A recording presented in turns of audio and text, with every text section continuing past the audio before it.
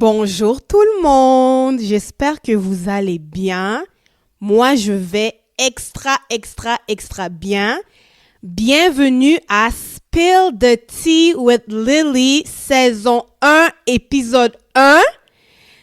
De dire que je suis excitée, c'est petit. Les amis, je suis tellement excitée d'être ici avec vous en ce moment, d'enregistrer ce premier épisode de mon podcast.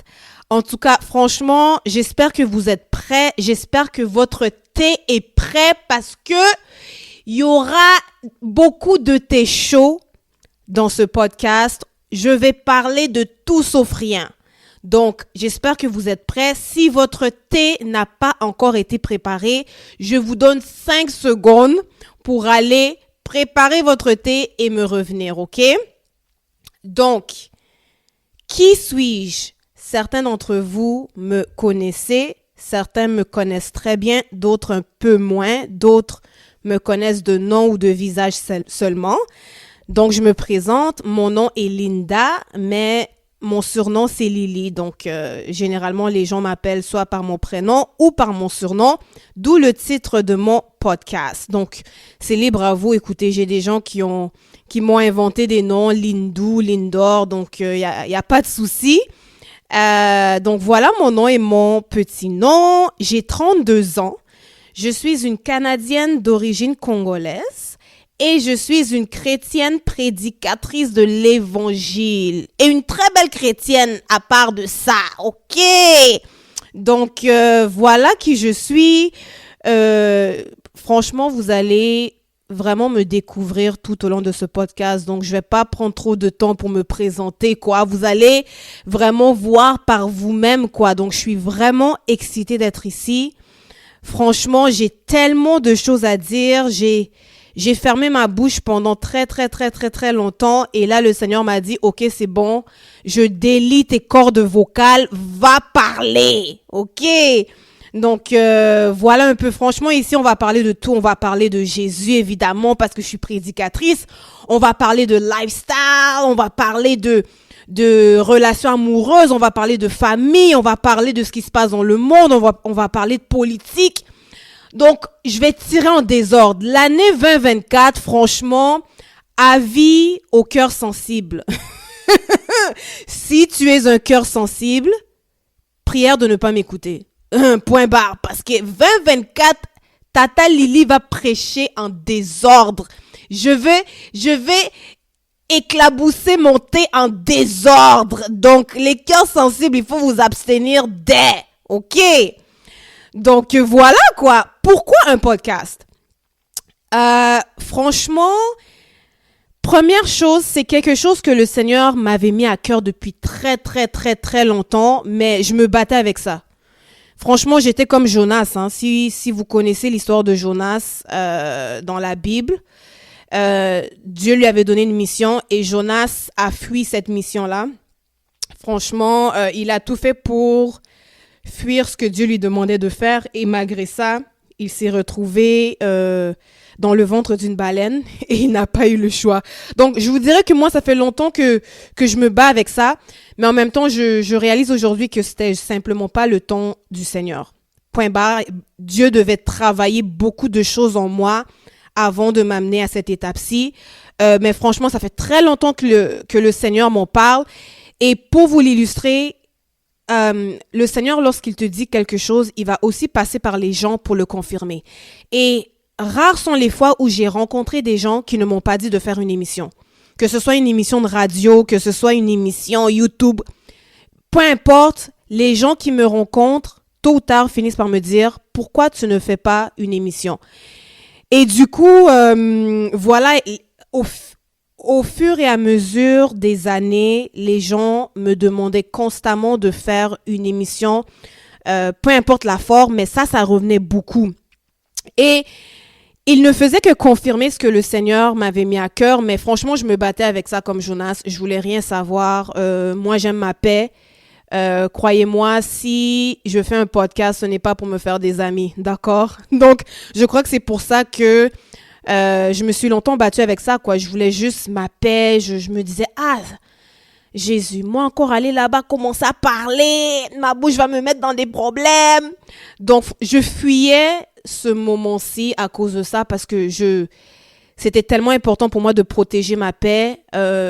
Mais à un moment donné, lorsque l'appel du Seigneur est tellement fort, t'as pas le choix de dire oui au fait. Et c'est ce que j'ai décidé de faire en 2024. Donc ça, c'est une des multiples raisons, pour faire un podcast. Une autre raison pourquoi je fais un podcast, c'est parce que j'ai souvent tendance à être la personne que les gens appellent pour des conseils. Franchement, j'ai toujours essayé de comprendre pourquoi. Je crois que c'est parce que j'ai une très bonne écoute et j'ai beaucoup d'empathie et de compassion pour les gens et je n'ai pas de jugement. Donc, je me dis c'est probablement pour ça que les gens font appel à moi, m'appellent tard la nuit pour échanger, pour se confier et bien évidemment parce que je suis une personne qui fait preuve de discrétion avec les secrets des gens. Croyez-moi, je suis une bibliothèque de secrets des gens. Donc, voilà. Donc, ça, c'est une autre raison pour faire un podcast. Donc, je me disais, tellement que j'ai l'habitude de me faire appeler, de donner des conseils, pourquoi ne pas mettre ces conseils-là dans un podcast? Ça va être plus simple. Comme ça, vous allez me laisser dormir. Vous voyez, non? Parce que Tata Linda doit dormir. OK? Profitez-en, je suis encore célibataire, mais quand je vais me marier, là, faut pas penser que vous allez commencer à m'appeler ici, matin, midi, soir. J'aurai pas le temps, OK? Je serai dans mon monde du mariage en train de profiter de mon morceau de viande de mari, OK? Donc, podcast ici, c'est là que je vais mettre les conseils. Je vous dis bonjour et puis je pars, OK? Une autre raison, c'est parce que j'aime beaucoup partager mes expériences. Je fais toujours la blague que j'ai vraiment eu un cours intensif avec le Seigneur. Énormément d'expériences en très peu de temps. Et je crois que le véhicule d'un podcast est une belle opportunité pour moi de pouvoir partager ces expériences-là avec vous.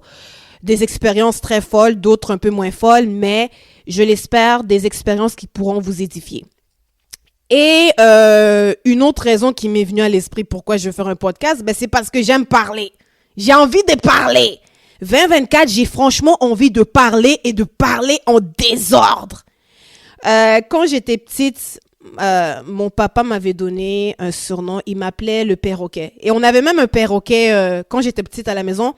Notre animal de compagnie, c'est un perroquet. Et du coup, moi et lui, on aimait bien converser, vous voyez, non? Et mon papa m'avait donné le surnom de perroquet national parce que franchement, je suis une machine à parole. Je vais tout faire pour ne pas que ce podcast dure plus de 1h30 là. Mais je vous dis déjà, ce premier épisode, étant donné que je me présente, va probablement durer plus de temps. Mais je vais vraiment essayer de faire rentrer les épisodes en 1 heure, pas plus. En tout cas, je vous garantis rien, mais je vais essayer.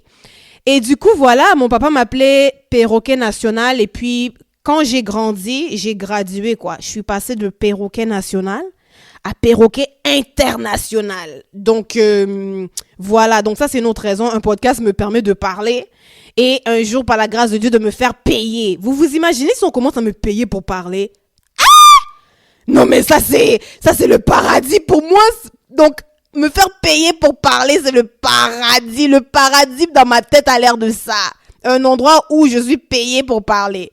Donc, voilà un petit peu pourquoi, les grandes lignes qui expliquent pourquoi j'ai décidé de faire un podcast. Donc, voilà.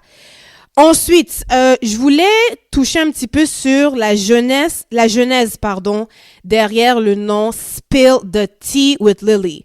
Donc, en français, c'est quoi? Comment on dit Spill the Tea with Lily? En français, ce serait déversons le thé avec Lily. Donc, d'où vient ce nom de podcast? Au fait, je crois que c'était début ou mi-janvier 2024.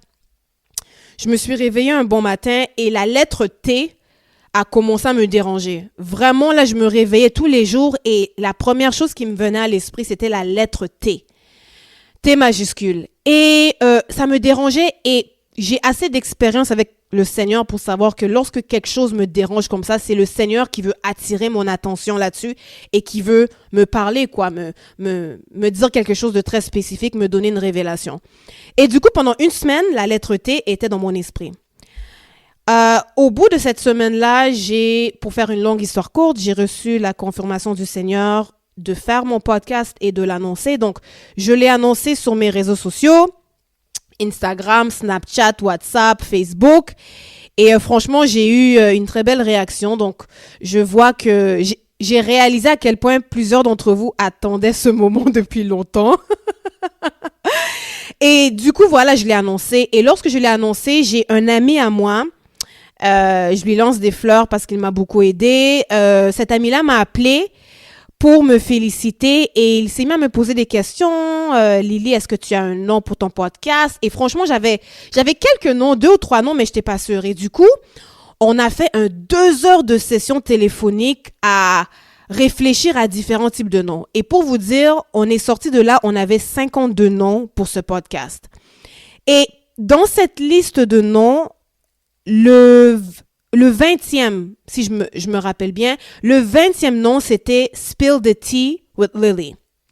Et lorsque mon ami m'a donné ce nom, il m'a dit, Linda, lorsque tu vas écrire ce nom-là, écris T majuscule. N'ajoute rien d'autre. Il faut vraiment que ce soit un T majuscule. Et lorsqu'il m'a dit ça, boum, j'ai eu un flash et j'ai dit, punaise, voilà le T dont le Seigneur me parlait depuis la dernière semaine, au fait. Et après ça, je vous jure, tous les autres noms qui sont venus par la suite, j'étais pas là.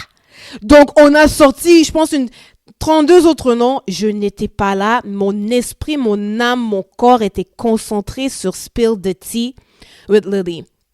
Et on a terminé la session et puis je lui ai dit, bon, merci beaucoup, je vais réfléchir à la liste de noms.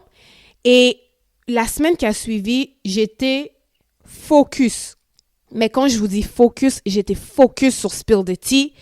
Et évidemment, le Seigneur s'est mis à beaucoup me parler par rapport à ce nom-là. J'ai tellement eu de révélations par rapport à ce nom-là que je me suis dit, tu sais quoi, ok Seigneur, j'ai ta confirmation. Ça va être le nom de mon podcast. Donc voilà par rapport à la genèse du nom de ce podcast. Maintenant, vous avez vu l'image de ce podcast et je veux prendre le temps d'expliquer un peu la signification de l'image derrière ce podcast. Bon, bien évidemment, le nom du podcast, c'est Spill the Tea. Donc, vous comprenez la référence dans l'image. Vous avez une théière et avec une tasse de thé dans lequel se trouve du thé. Donc, ça, c'est la base. Donc, l'image reflète bien le nom du podcast. Mais il y a une raison pour laquelle j'ai choisi cette image qui n'a rien à voir avec nécessairement la notion de Spill the Tea. Et j'avais vraiment plusieurs images. Franchement, là, j'avais plusieurs images en tête pour illustrer ce podcast. Et parmi la vingtaine d'images que j'avais, cette image-ci faisait partie peut-être du top 3 ou du top 5. Et ça me dérangeait. Cette image-là, quand je la regardais, elle attirait vraiment mon attention. Et franchement, j'arrêtais pas de la regarder, de méditer sur cette image-là. Et je priais, j'ai demandé à Dieu, j'ai dit, Seigneur, j'ai tellement d'images que je pourrais utiliser pour ce podcast. Qu'est-ce que toi, tu veux que je choisisse? Et voilà, donc ça a été ma prière. Et très rapidement, le Seigneur m'a répondu et il m'a dit, tu vas choisir cette image-ci. Donc, l'image que vous avez devant vous. Et j'étais quand même étonnée. J'ai dit, Seigneur, pourquoi tu insistes sur cette image? Pourquoi tu préfères cette image? Et le Seigneur m'a clairement dit que, il m'a dit ceci, il m'a dit, Linda, tu te rappelles, ça fait plusieurs semaines que toi et ta maman, vous discutez sur l'importance de me remettre au centre, de me remettre au cœur de toute chose. Et franchement, ma mère et moi, on est des chrétiennes affermies, ça fait des années qu'on marche avec Jésus. Donc, pour nous, le Seigneur a toujours été au cœur de nos vies, quoi. Donc, ça n'a jamais été un débat, au fait. Jésus a toujours été au cœur de tout ce que je fais, au cœur de tout ce que ma mère fait. Et pourtant, le Seigneur a amené beaucoup ça, l'importance de de ramener Dieu au centre de tout. Et maman et moi, on regardait ce qui se passe dans le monde, ce qui se passe dans l'église, ce qui se passe en politique, et on se disait, punaise, on a vraiment sorti le Seigneur de sa place principale. On a mis d'autres choses. On a mis le pasteur à la place de Dieu, on a mis les prédications à la place de Dieu, on a mis les coachs relationnels à la place de Dieu, on a mis l'église à la place de Dieu, et pourtant on a mis le gouvernement à la place de Dieu, et pourtant toutes ces choses sont de bonnes choses.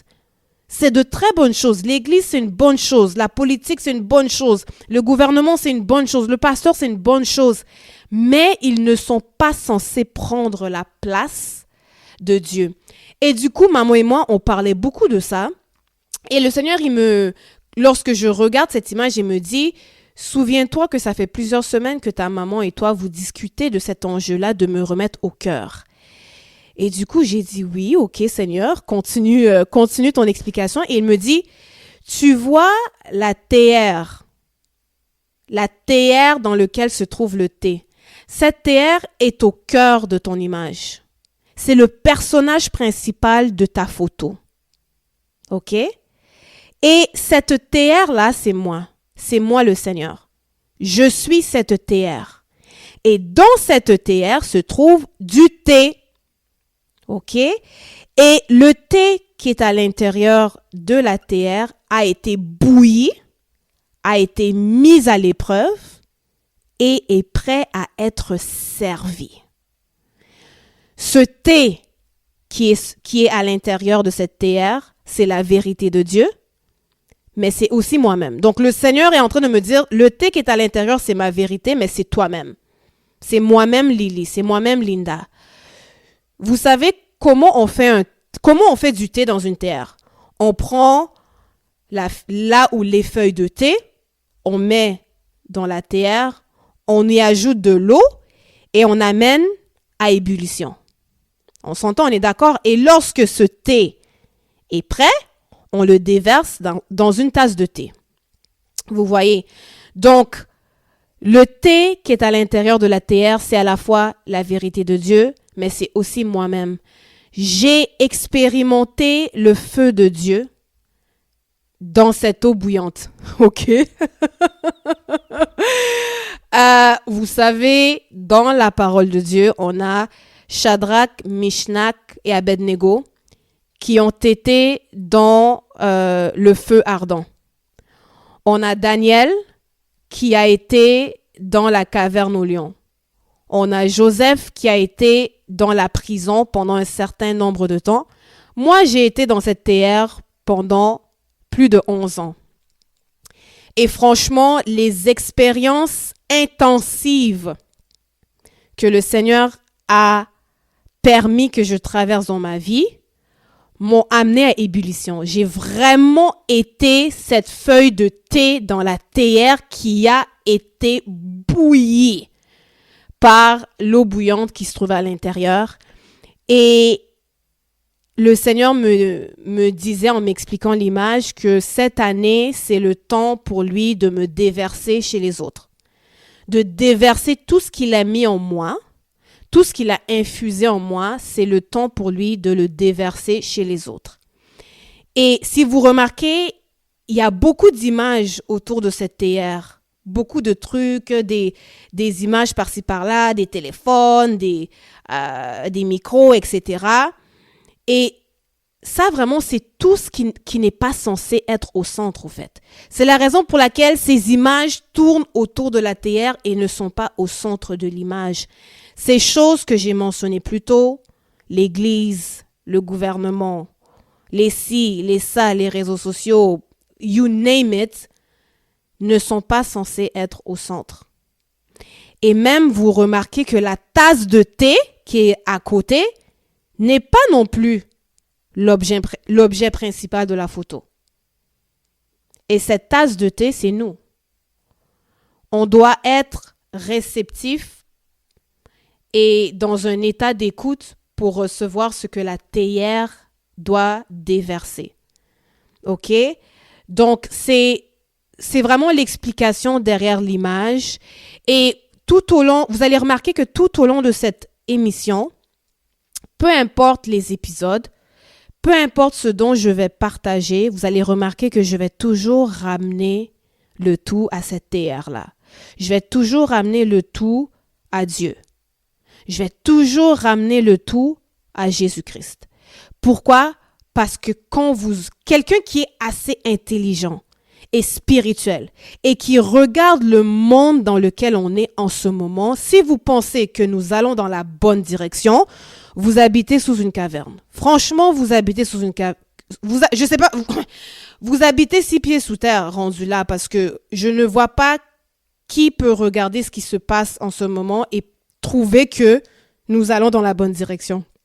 Et je suis convaincue que c'est parce qu'on a enlevé l'Éternel de la place qu'il est censé occuper. OK? Donc ça, c'est la signification derrière l'image. Donc, comme vous avez vu, le titre de cet épisode numéro 1 de Spill the Tea with Lily, c'est le désert du célibat. Pourquoi j'ai choisi ce titre et ce sujet? C'est parce que, le désert, franchement, comment dirais-je? Le célibat, c'est un désert de ouf. C'est vraiment un désert. Encore le mien, là. Encore mon célibat à moi. Franchement, c'est un désert dans lequel j'ai brûlé. J'ai brûlé vif, wesh. Et c'est un sujet qui me tient à cœur parce que c'est la situation dans laquelle je me trouve présentement. Et je sais que plusieurs se trouvent dans cette situation. Et je me suis dit, pourquoi ne pas en parler? Pourquoi ne pas partager mon expérience? Vous allez remarquer que tout au long de ce podcast, je prêche mon expérience, au fait. C'est ça dont je prêche, c'est de ça dont je parle. C'est de mon expérience. Mon expérience, ce n'est pas, ce n'est pas l'évangile, dans le sens que c'est mon expérience à moi que le Seigneur a permis que moi je traverse. Et si ça peut aider d'autres personnes, pourquoi pas? Ça ne veut pas dire que tout ce qui sort de ma bouche, c'est pour vous. C'est à vous d'avoir le discernement spirituel pour savoir que, OK, ce que Lily a dit ici, c'est pour moi. Ce qu'elle a dit là, ce n'est pas pour moi. Je suis pas ici pour imposer quoi que ce soit à personne. Je suis ici pour parler de mon histoire. Et si ça vous touche, tant mieux. Si ça ne vous touche pas, c'est pas grave. Il y a 1 million d'autres podcasts. Je suis pas la seule, les amis. OK? Donc, revenons au sujet. Je vais commencer par vous parler de l'histoire de mon célibat. Et à partir de là, vraiment, on va aller beaucoup plus loin. Donc, commençons du début. Moi, j'ai donné ma vie à Christ le jour de mon anniversaire, le 20 novembre 2012. Et cette histoire-là, je vais en parler dans un autre épisode. Mais, donc voilà, j'ai donné ma vie au Seigneur le 20 novembre 2012. Et j'étais célibataire quand je suis née de nouveau. Ok, je sortais d'une relation de 2 ans. Et 1 mois avant ma conversion, j'ai quitté cette relation-là. Et du coup, 1 mois plus tard, j'ai donné ma vie à Christ. OK? Et je crois que 1 mois et demi après ma conversion, j'étais en train de méditer ma Bible. Et de nulle part, j'ai le Seigneur qui commence à me parler. Et il me parle spécifiquement de mon mariage. Et il me fait la promesse que je vais me marier un jour. Et franchement, au début, je comprends pas. Je me dis, mais pourquoi, Seigneur, tu me fais une promesse du mariage? Je veux dire, parce que dans ma tête, il faut comprendre que le mariage, c'était tellement une évidence, au fait. Vous voyez, non? Donc, tu viens dans ce monde, tu vas à l'école, tu gradues, tu te trouves un bon travail, tu te maries, tu fais des enfants. Ces enfants, tu les éduques. Ces enfants quittent le nid familial. Tu restes avec ton conjoint et puis jusqu'à ce que moi vous sépare. Donc pour moi, ça faisait partie de la vie. Donc je ne comprenais pas pourquoi le Seigneur devrait me faire une promesse. Je vous dis, aujourd'hui, je comprends pourquoi le Seigneur m'a fait une promesse. Parce qu'il savait que le chemin vers le mariage allait être pour moi un chemin extrêmement difficile. Le Seigneur ne peut jamais vous faire une promesse si vous allez obtenir la chose facilement. Vous voyez? S'il vous fait une promesse, c'est parce qu'il sait que pour obtenir cette chose dont vous rêvez, vous allez passer par du n'importe quoi, donc par des épreuves un peu compliquées. Et il y a des gens qui obtiennent certaines choses facilement, et puis il y a des gens comme moi. Donc pour obtenir quelque chose là, on fait comme ça. Donc on va payer les prix quoi. Donc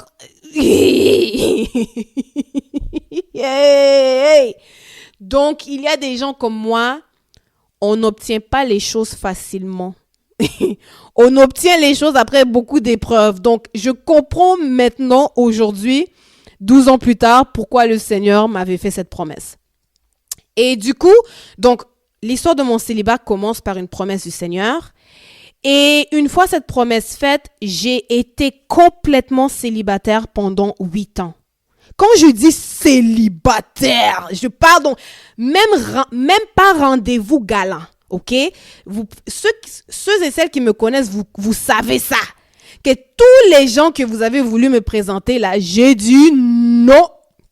N-O-N. Donc, je voulais rien savoir.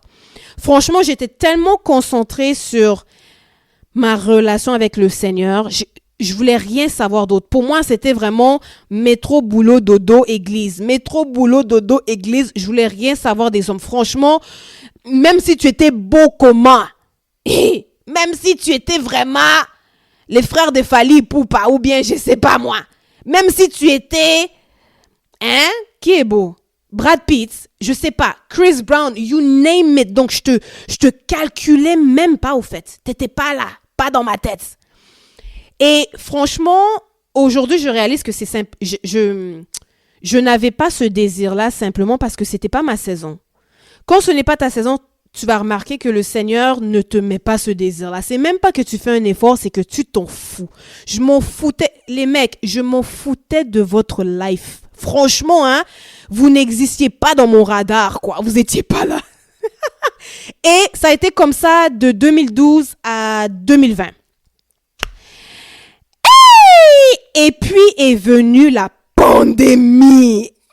Les amis, qui se souviennent de la pandémie de l'année 2020?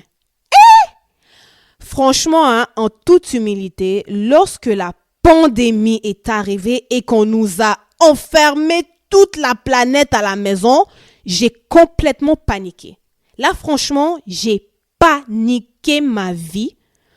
Parce que là, je me suis dit, mais punaise, mais là, cet homme-là, il va venir comment en fait? Parce que dans ma tête, rendu là, je m'étais toujours dit que le Seigneur va me parachuter mon mari. Vous voyez, non? C'est un peu bête, mais les gens qui me connaissent savent. J'ai toujours dit, cet homme-là, le Seigneur va le parachuter devant ma porte. Donc, je vais seulement me réveiller un bon matin. On cogne à ma porte, j'ouvre la porte et voici un très beau morceau de viande. Vous voyez là, les morceaux de viande bien garnis là, comme moi je les aime. Ceux qui me connaissent, vous savez, vous connaissez les genres de viande que moi j'aime. Et c'est jamais arrivé. Et en plus de ça, la pandémie est arrivée et là je me suis dit, oh punaise. Qu'est-ce que je vais faire?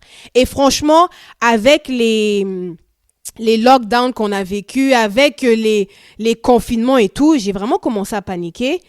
Et vers l'été de l'année 2020, j'ai commencé à réfléchir au site de rencontres. Parce que j'avais entendu des bons témoignages de gens qui s'étaient rencontrés sur des sites de rencontres et qui s'étaient mariés, etc. Donc, j'ai commencé à y penser, mais j'avais pas le culot, quoi, parce que je me disais, oh Seigneur, je veux pas t'aider, tu vois. J'ai confiance en toi, j'ai la foi, je veux pas t'aider, je veux pas faire quoi que ce soit qui va faire accomplir la promesse, au fait.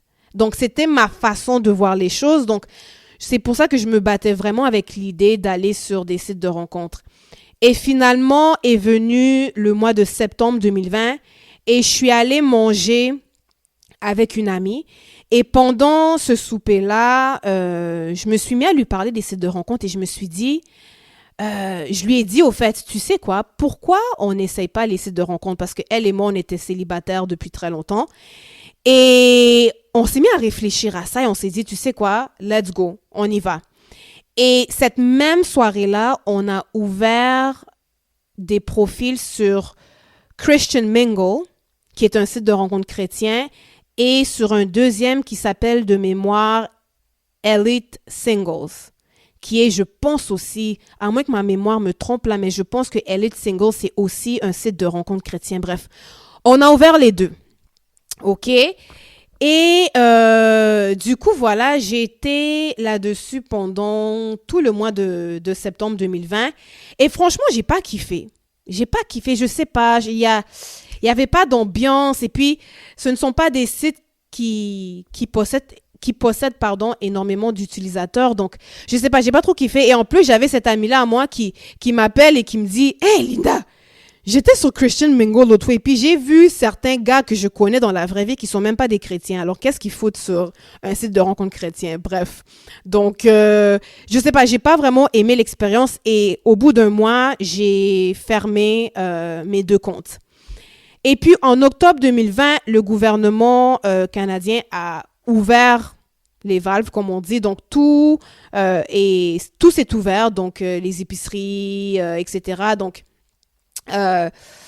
faut comprendre que en septembre, quand je suis allée manger avec ma copine, ils avaient tout ouvert. Après ça, ils ont encore fermé et ils nous ont mis en isolement. Après ça, en octobre, novembre, ils ont encore ouvert. Bref, c'était vraiment du n'importe quoi. On nous confinait, on nous déconfinait. Donc, chaque fois qu'on nous déconfinait, j'en profitais pour aller voir des copines à moi, des amis à moi et tout. Mais quelques temps après que je suis allée manger avec cette copine-là, on nous a reconfinés. Et après ça, tout de suite après, on nous a déconfinés encore. Et lorsqu'on nous a déconfinés, là, j'étais excitée. Je me suis dit, peut-être que là, je vais pouvoir rencontrer quelqu'un. Là, on peut sortir. Peut-être que je vais le rencontrer à l'épicerie ou à une fête ou peu importe. Et arrive décembre 2020. Là, vraiment, ils nous ont confinés, mais fois 1000, quoi. Ils ont annulé Noël. Ils ont annulé Bonne Année. En fait, non, là, vraiment, ils nous ont pris pour des chiens, en fait. Ils nous ont confinés de ouf. Et là, j'ai paniqué fois 1000. Là, on est le mois de décembre, c'est Noël. Là, dans ce temps-là, j'habitais encore chez mes parents. Et là, je me suis dit, mais merde. Je dis, Seigneur, moi, je vais rencontrer comment, au fait? Parce que là, on nous confine, on nous déconfine, on nous confine, on nous déconfine. C'est quoi? Il y a quoi? Comment je vais rencontrer? Et c'était un 18 décembre, je me rappelle, 2020. Ma mère de nulle part, ma mère des fois elle est comme ça, de nulle part, elle m'envoie une vidéo d'un prêtre sur WhatsApp. Et dans cette vidéo, le prêtre, il parle des relations amoureuses et tout, et il donne l'exemple d'une sœur qu'il avait à l'église. Elle avait 36 ans et cette sœur était célibataire à l'âge de 36 ans et elle disait toujours prêtre, moi je vais vraiment rencontrer mon mari par la grâce de Dieu, donc le Seigneur va me parachuter mon mari à ma porte. Vous devinez que lorsque j'ai entendu ce témoignage, j'ai dit donc cette femme elle est comme moi. Elle pense comme moi. Et le prêtre raconte cette histoire et il explique comment il a dit à cette fille, fais ta part et le Seigneur va faire sa part. Et cette fille-là, elle n'arrêtait pas de dire, non, moi j'ai la foi. Je n'ai pas besoin de faire quoi que ce soit. Le Seigneur va me parachuter mon mari. Et le prêtre lui a répété, tu dois faire ta part et le Seigneur fera sa part.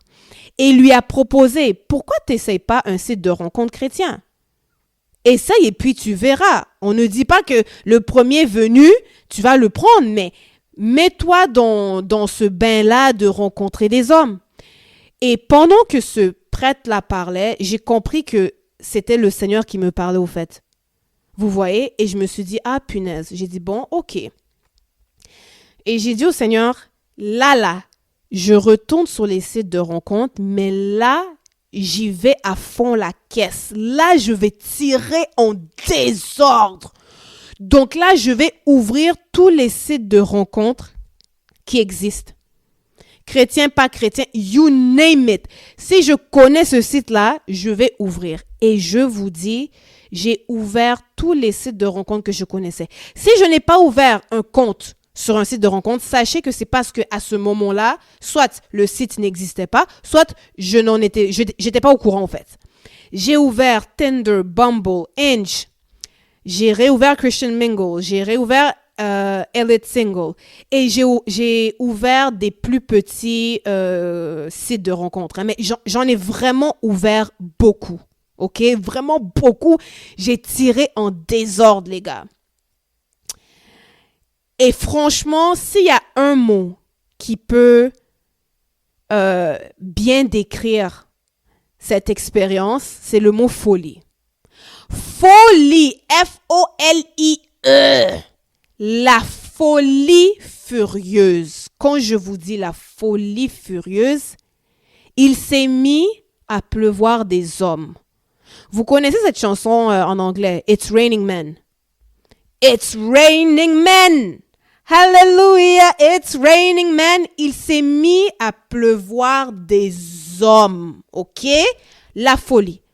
Totale folie. Et je vais prendre le temps de faire un résumé très rapide sur mon expérience. Donc, lorsque j'ai ouvert cette soirée-là, donc du 18 décembre 2020, tous ces sites de rencontres, je vous le dis, je n'ai jamais vu autant d'hommes en très peu de temps. Le nombre de j'aime ou de likes que j'ai reçus en si peu de temps, j'en avais même mal à la tête. Je n'ai jamais vu autant d'hommes en si peu de temps. Je vous le dis, il pleuvait des hommes. Des like, j'aime.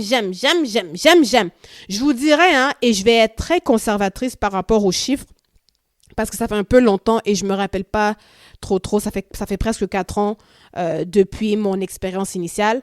Mais je vous dirais qu'en 1 mois et demi, 2 mois, j'ai probablement vu pas moins de 10 000 profils. Ça, c'est en 1 mois et demi, 2 mois à peu près. J'ai été likée par pas moins de 10 000 profils en 1 mois et demi, 2 mois, là. Je vous le dis, il pleuvait des hommes. Et franchement, j'étais excitée de ouf. J'ai dit, je n'avais jamais vu autant d'hommes en si peu de temps. Franchement, ça pleuvait de partout. Ça me sortait par les yeux, par les oreilles, par la bouche. You name it. Ça me sortait de partout. J'ai dit, punaise Seigneur. Là, vraiment, je suis entrée dans un monde à part. Vous voyez, non? Et donc, ça a vraiment été la folie. Franchement, si c'était à refaire, je vous le dis tout de suite, je pense qu'avant d'ouvrir des comptes sur ces applications de rencontres-là, je serais allée faire des recherches. Je serais allée sur YouTube, sur les réseaux pour recevoir un petit peu de coaching ou de conseils parce que je n'étais pas préparée à tout ce que j'ai vu sur ces sites de rencontres-là. Je vous le dis et je vais en parler un peu plus tard tout au long de cet épisode, mais je n'étais pas prête. Je n'étais absolument pas prête. Je vais être très sincère. Les choses que j'ai vues, mais j'ai vu de tout. J'ai vraiment vu de tout. J'ai vu des hommes mariés qui écrivaient dans leur profil « Oh, je suis un homme très heureux dans mon mariage. Ma femme, elle est au courant et elle me permet d'aller me trouver une petite chérie avec qui je peux m'amuser. » J'ai vu d'autres choses. J'ai vu des couples, des couples qui ouvrent un profil les deux ensemble. Donc, sur la photo du profil, c'est un homme et sa femme.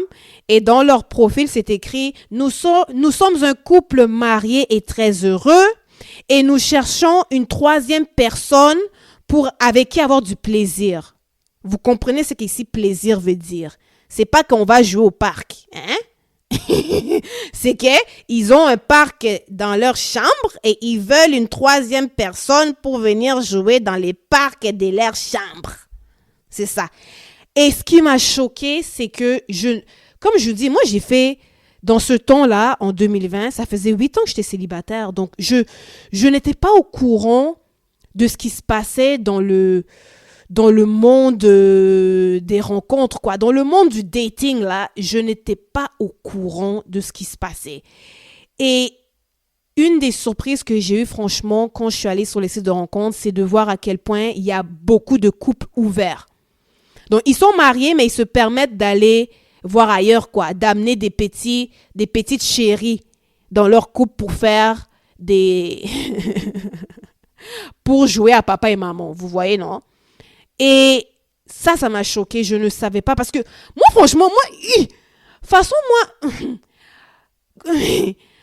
ça peut même pas me passer par la tête que moi, je vais commencer à partager mon nom. Mais vous êtes malades. Moi, partager mon territoire, partager mon terrain, partager mon morceau de viande, mon bœuf haché. Non, mais il faut être malade. Donc, bref, du coup, j'étais vraiment choquée. Donc ça, vraiment, c'est un résumé très rapide de mon expérience, hein, mais je vous dis très rapide. Donc voilà.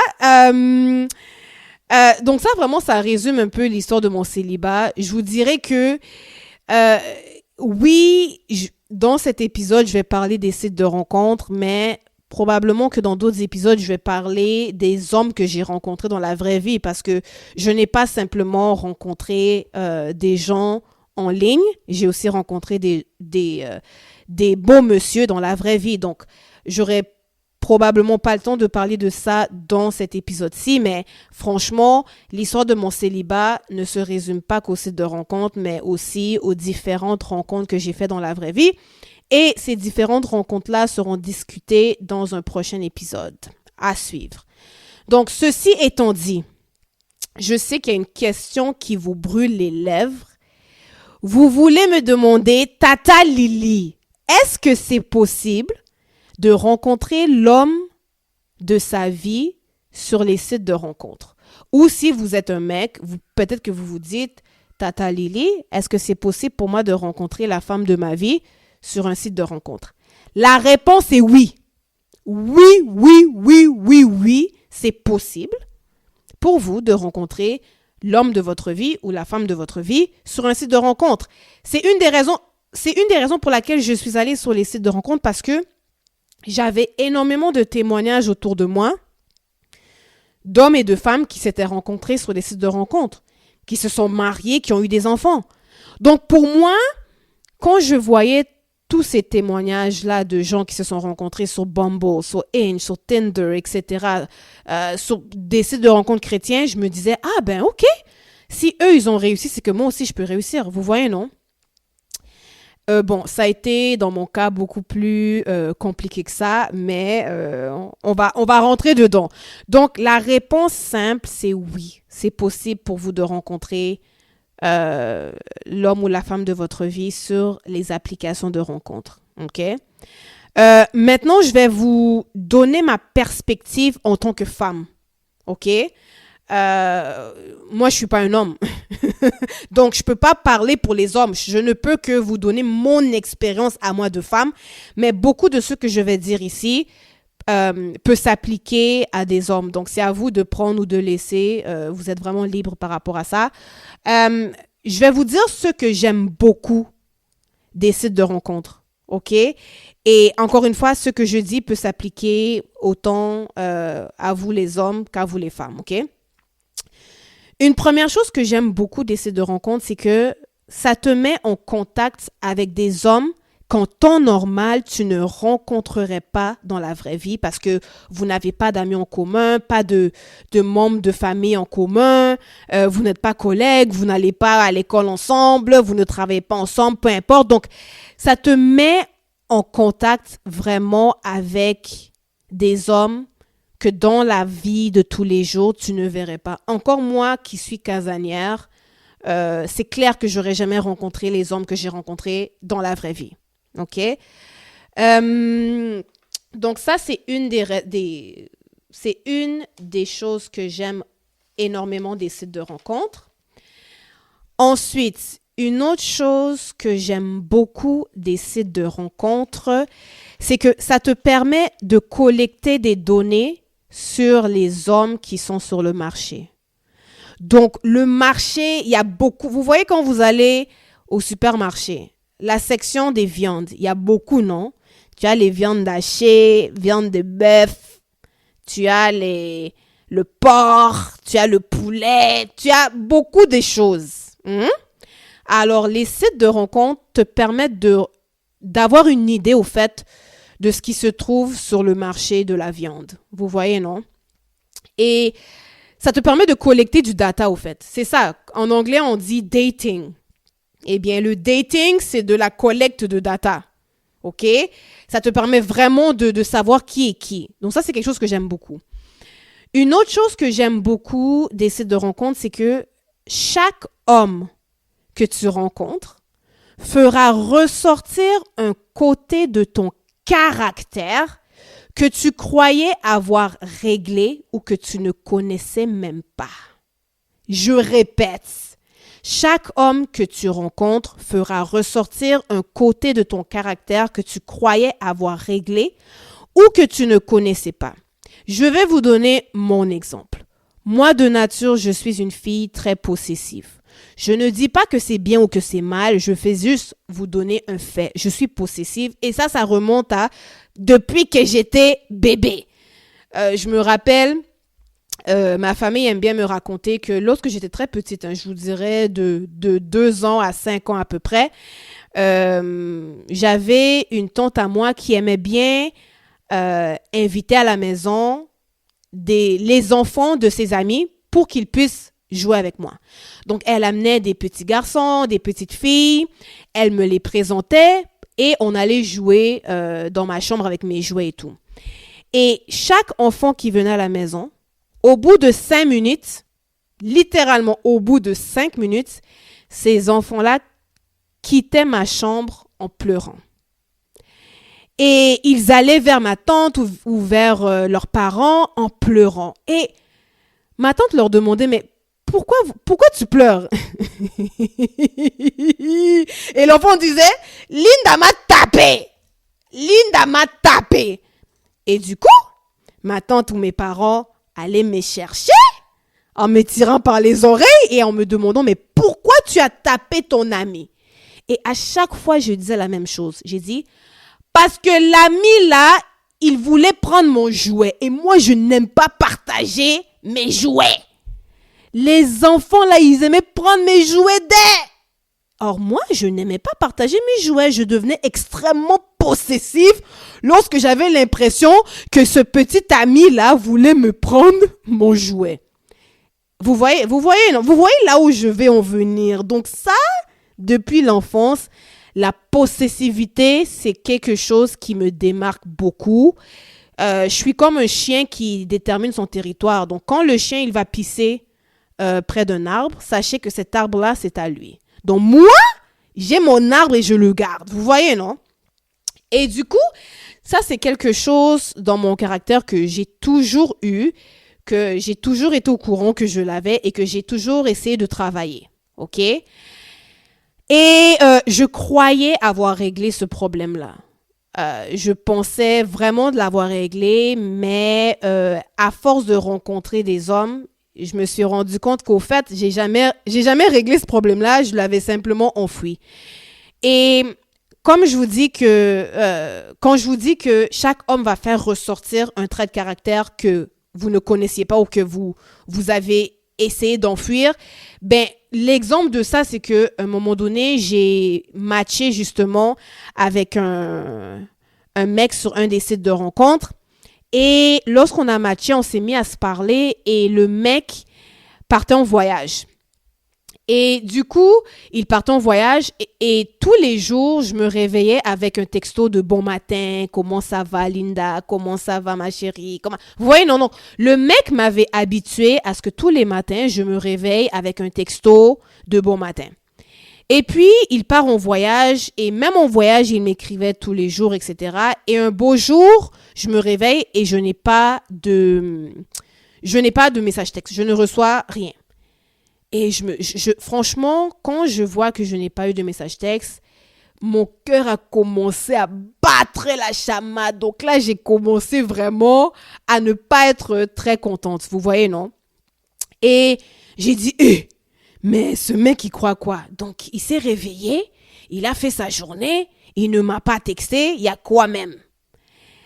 Et je lui ai pas écrit toute la journée, et arrivé le soir, franchement, je décide de lui écrire et je lui dis, est-ce que tout va bien, quoi?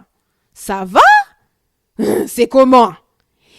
Et le mec, il m'appelle, peut-être 1 ou 2 heures plus tard, il me dit, Lily, je suis vraiment désolée, j'étais en campagne et là où j'étais, j'avais pas de réseau Wi-Fi. Donc, du coup, j'ai même pas pu t'appeler de la journée, j'ai même pas pu te texter bon matin, etc. Et du coup, bon, je l'ai pardonné, j'ai dit OK, et puis on s'est mis à parler. Et on parle, et à un moment donné, il me dit, Linda, tu es vraiment très possessive, hein? Et quand il a dit ça, c'est comme une lumière s'est allumée dans mon cerveau. J'ai dit, punaise! Moi qui croyais que j'avais réglé ça. Donc, vous voyez, comment dirais-je, en fréquentant ce gars-là, en apprenant à le connaître, je me suis retrouvée dans une situation où le fait de parler à cet homme a fait ressortir un côté de ma personnalité que j'ai toujours essayé de travailler. Vous voyez? Donc ça, c'est un exemple parmi tant d'autres, juste pour vous illustrer que quand tu rencontres plusieurs hommes, ils vont faire ressortir certains côtés, certaines facettes de toi-même. Donc, voilà pour ça. Une autre chose que j'aime beaucoup des sites de rencontres, c'est que au travers de ces différentes applications, parce que tu rencontres beaucoup d'hommes, tu apprends vraiment à te connaître, ok? Donc, tu apprends à connaître ce que tu aimes, ce que tu aimes moins, ok?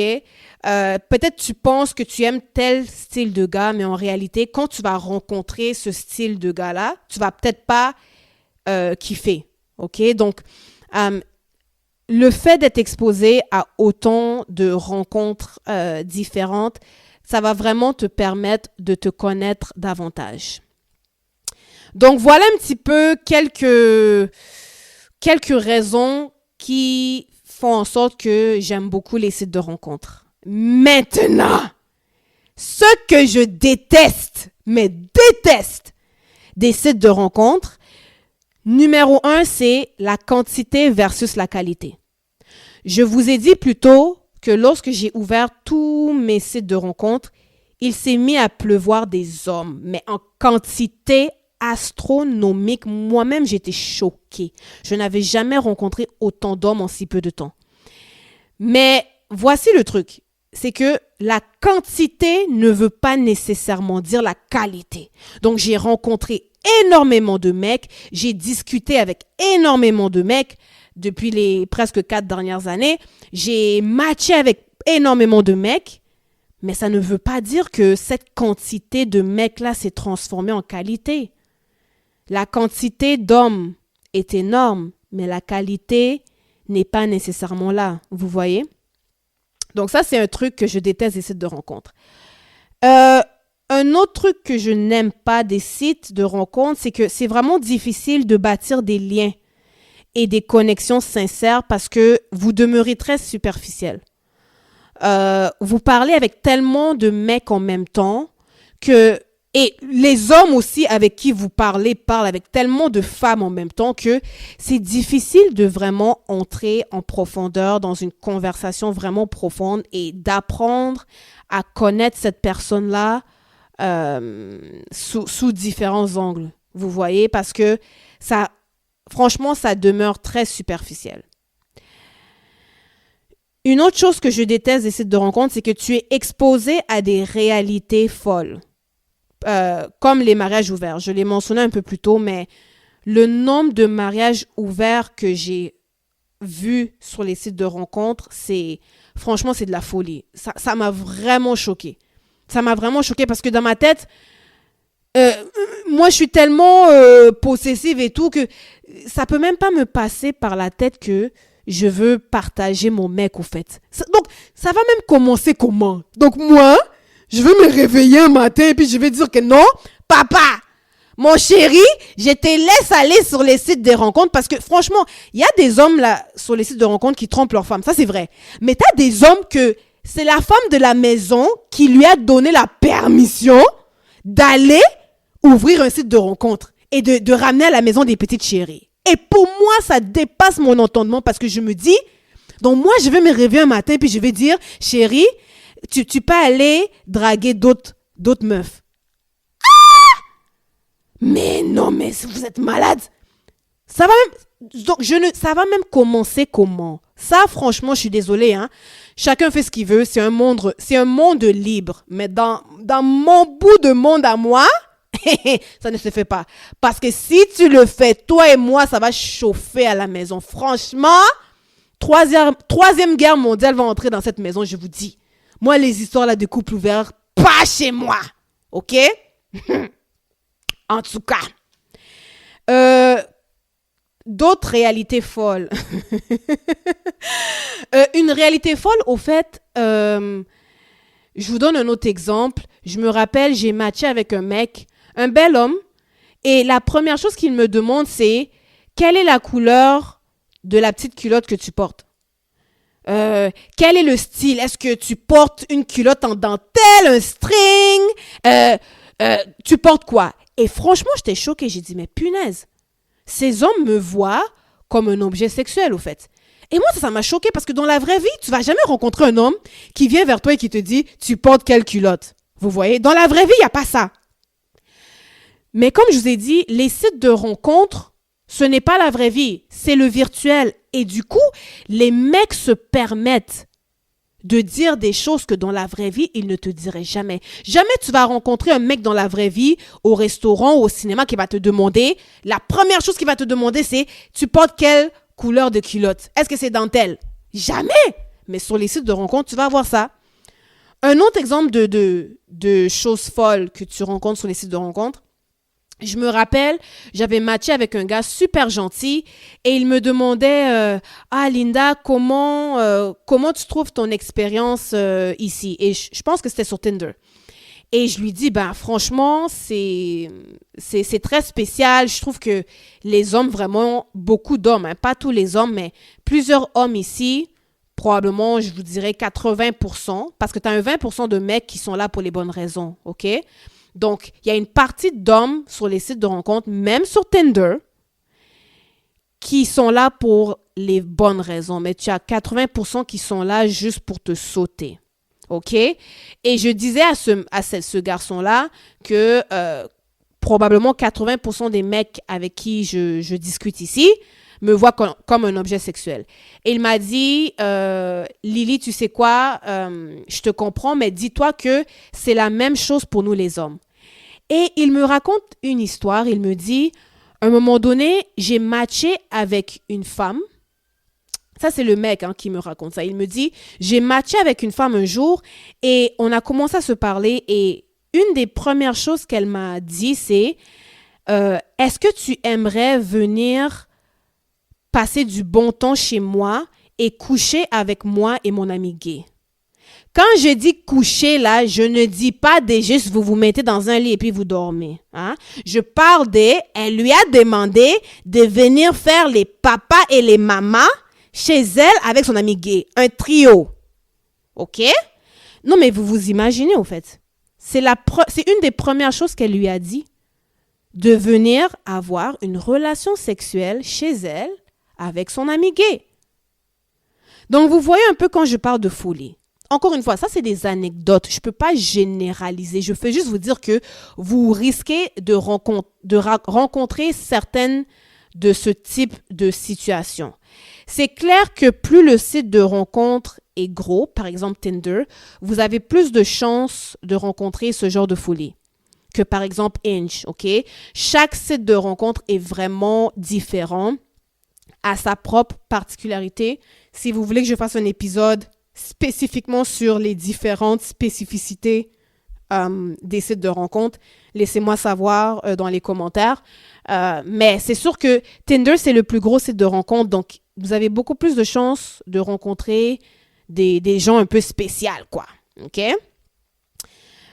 Une autre chose que je déteste des sites de rencontres, c'est que tu finis par te fatiguer de rencontrer autant d'hommes et de discuter avec autant d'hommes. OK? Franchement, j'ai été à pas mal de rendez-vous galants au point d'en être fatiguée. J'ai parlé avec tellement d'hommes au point d'en être fatiguée parce que dis-toi que chaque fois que tu matches avec un homme, tu recommences une nouvelle discussion. Tu redis, tu répètes ce que tu as dit peut-être à 20 autres hommes avant lui. Vous voyez? Donc, tu développes une certaine fatigue lorsque tu es sur les sites de rencontres. La dernière chose à laquelle j'ai pensé quand je réfléchissais à ce que je déteste de ces sites, c'est que le ghosting est vraiment intense. Je ne sais pas comment on dit ghosting en français. Hein. C'est comme... Ghosting, c'est vraiment quand tu parles à quelqu'un et puis de nulle part, il disparaît. OK? Le ghosting sur les sites de rencontres est intense. Mais intense. Intense. Quand je vous dis intense, intense. Donc, vous pouvez parler à un mec aujourd'hui, vous allez dans un rendez-vous galant demain et le mec de nulle part, il disparaît. Et je vous dis, c'est intense parce que dites-vous que autant que vous-même vous parlez peut-être avec 10 mecs à la fois, le mec de l'autre côté avec qui vous parlez parle probablement avec 20 meufs en même temps que toi. Donc, il a énormément de choix de viande, vous voyez. Et du coup, comme c'est le monde virtuel, les sites de rencontres, ben c'est facile pour lui de juste vous supprimer, quoi. Et de disparaître du jour au lendemain. Donc ça, c'est probablement la chose que je déteste le plus des sites de rencontres. OK? Donc, ça fait un petit peu le tour par rapport à ça. Maintenant, je vais passer à la prochaine section. Je vais vous donner quelques conseils d'amis. OK? Si vous voulez utiliser ces applications de rencontres avec succès. Encore là, je n'ai pas le monopole de la vérité. Peut-être que d'autres personnes vont ajouter d'autres conseils, mais j'ai monté une petite liste de conseils d'amis qui, je crois, basés sur mon expérience, pourra vous aider à naviguer sur les sites de rencontres parce que je crois que c'est une avenue possible de rencontre. OK? Je l'ai mentionné plus tôt. C'est possible de rencontrer quelqu'un de bien sur ces sites. OK? Premier conseil d'amis. Ne matchez pas avec beaucoup de personnes en même temps. Je le répète, ça c'est une erreur que j'ai faite. Je pouvais matcher avec 20 hommes en même temps. Donc, vous vous imaginez, je parle avec 20 gars en même temps. Ne matchez pas parce que je vous dis, vous allez avoir mal à la tête. C'est impossible. Dites-vous que c'est comme si dans la vraie vie, vous êtes en train d'apprendre à connaître 20 mecs à la fois. Dans la vraie vie, vous ne le faites pas. Mais c'est facile de faire ça sur les applications de rencontres et je vous le dis, je vous le conseille, ne le faites pas. Essayez de matcher avec 2 ou 3 mecs à la fois ou si vous êtes un mec, essayez de matcher avec 2 ou 3 filles à la fois mais pas plus. Parce que je vous le dis, vous allez avoir des maux de tête, c'est difficile de créer un contact. Franchement, c'est de matcher avec beaucoup d'hommes à la fois, c'est très demandant. Et c'est chiant, en fait. Donc, ça, c'est un premier conseil d'amis que j'ai pour vous. Ne matchez pas avec beaucoup de personnes en même temps. Ensuite, soyez honnête en lien avec vos intentions. Ça, j'insiste beaucoup là-dessus. Soyez honnête. Si vous êtes là pour faire papa et maman dans la chambre, dites-le à la personne. Si vous êtes là pour avoir du bon temps, tout ce que vous voulez, c'est sauter la meuf, dites-le, soyez vrai, OK? Arrêtez de faire perdre notre temps en nous disant que ouais, moi je veux une relation sérieuse, alors qu'en réalité, tu veux juste me sauter. S'il vous plaît, j'insiste, parce que franchement, 2024, moi je suis fatiguée, hein. Je suis fatiguée. Je préfère que tu me dises, voilà Linda, moi je suis un fuckboy, et puis c'est tout. Mais fais pas semblant d'être prince charmant alors que tu es grenouille. OK? Si tu es prince charmant, dis-le-moi. Si tu es grenouille, dis-le-moi. Si tu es sorcier, dis-le-moi. OK? Il faut ça. Hey, en 2024, assumons-nous vivants. Assumons-nous vivants. Tu es sorcier, dis-le-moi. Comme ça, tu ne me fais pas perdre mon temps. OK? Est-ce que ça même, là, on doit vous apprendre ça? Ça même, je dois vraiment venir ici vous dire ça. Hein? Ah les gars, franchement, faites mieux. 2024, pardon. Vous voyez, ça m'énerve parce que j'ai trop de thé par rapport à ce conseil-là. Je vais revenir à ça tout à l'heure. Ensuite, ce conseil paraît tellement simple, mais je vous le dis, sur les sites de rencontres, c'est primordial. Soyez vous-même. Soyez vous-même. Ne faites pas semblant. Comme j'ai dit tout à l'heure, si tu es sorcier, sois sorcier. OK? Ne te déguise pas sous l'apparence d'un prince charmant si tu es sorcier. Sois toi-même. Et si il y a des femmes qui aiment les sorciers, elles vont te choisir. OK? S'il y a des femmes qui aiment les fuckboys, elles vont te choisir, mais sois toi-même. Gars comme fille, soyez vous-même parce que tu ne pourras pas garder ce personnage-là très longtemps si ce personnage-là, ce n'est pas toi. OK? Si tu fais semblant d'être prince charmant alors que tu es sorcier, tu ne pourras pas pendant très longtemps garder ce rôle, garder ce personnage. Il y a une limite à laquelle on peut faire semblant, les amis. OK? Donc, il y a ça. Un autre conseil. Ce conseil, si vous êtes en train de boire votre thé, arrêtez de boire votre thé. Parce que vous risquez d'étouffer. Ce conseil s'adresse aux femmes. OK? C'est spécifique aux femmes. Et je vais prendre mon temps de bien l'adresser. OK? Je répète, si vous êtes en train de boire votre thé, mettez d'abord le thé de côté, avalez la dernière gorgée et soyez attentifs. Ce conseil est pour les femmes. Sur les sites de rencontres, ne laissez jamais, je dis jamais, les coordonnées de vos réseaux sociaux comme Snapchat, Instagram ou WhatsApp dans votre biographie. Je répète parce que c'est important. Les meufs, ne laissez pas les coordonnées de vos réseaux sociaux dans votre biographie de site de rencontre. Pourquoi je dis ça?